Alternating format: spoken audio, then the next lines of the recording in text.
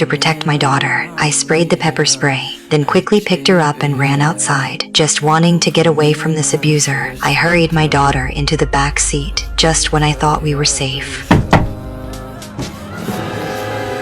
I immediately locked the car doors and rushed onto the main road. My husband's car chased closely behind. He kept trying to force me to stop. Suddenly, an oncoming car almost hit him. My daughter in the back seat was so scared, she told me to pull over. I didn't dare slow down.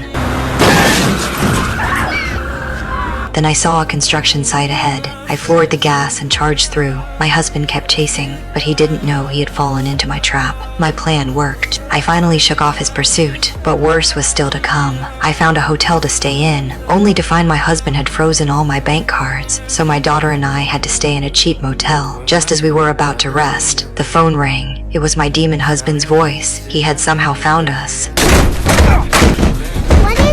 I quickly grabbed my daughter again and escaped through the window to protect my daughter and myself. I now had no choice but to strike first. I first left my daughter with my best friend and had her take my daughter abroad for a trip. Then I hired a coach to learn boxing and fighting skills. After a month of hellish training, that day I decided to carry out my plan. At night, I snuck into my husband's house. I first cut the phone line, found his gun and hid it, and placed a signal jammer inside. After all that, I started familiarizing myself with the room layout and the routes to move around. At night, my husband came home, seeing only me there. He looked down on me while we were talking. I struck first with 2 punches. He started fighting back, but he was no match for me now. I also guided him to smash the furniture, leaving fingerprints everywhere, to create a more realistic domestic violence scene. Then I deliberately let my guard down. He got close and choked my neck. Then I broke free and knocked him out with a few punches. Then I picked up a cutting board for the final blow, but I thought he was still my daughter's father,